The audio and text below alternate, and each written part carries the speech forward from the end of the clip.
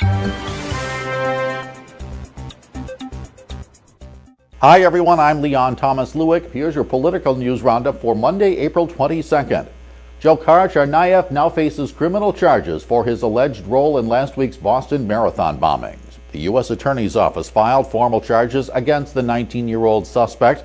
The charges were brought at a hearing conducted by a federal magistrate in the Boston hotel room where Tsarnaev is recovering from wounds associated with the attacks. The move by the Justice Department means Tsarnaev will not be treated as an enemy combatant and will instead be processed through the regular courts. He faces counts of conspiracy and malicious destruction of property involving the deaths of victims. Conviction carries sentences of life in prison or the death penalty.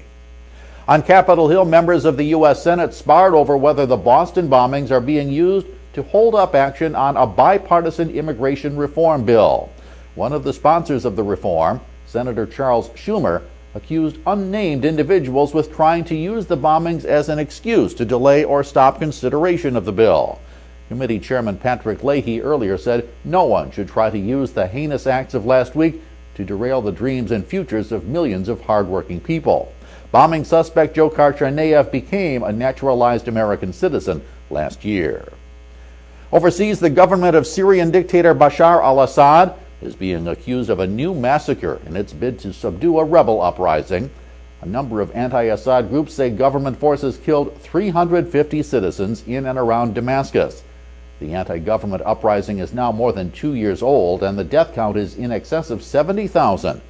Over the weekend, Secretary of State John Kerry announced the U.S. would double the amount of assistance it provides to the Syrian rebels. That non-weapons-related aid will total $250 million in value.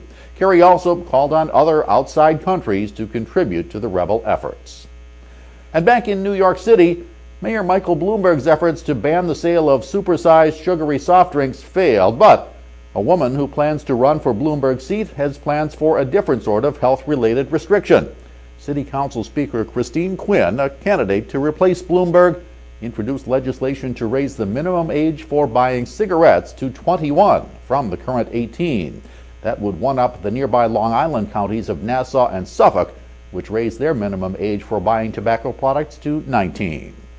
That's your political news roundup for Monday, April 22nd. I'm Leon Thomas Lewick. Stay logged on to rttnews.com for the latest political, economic, and stock market news from around the world all day long.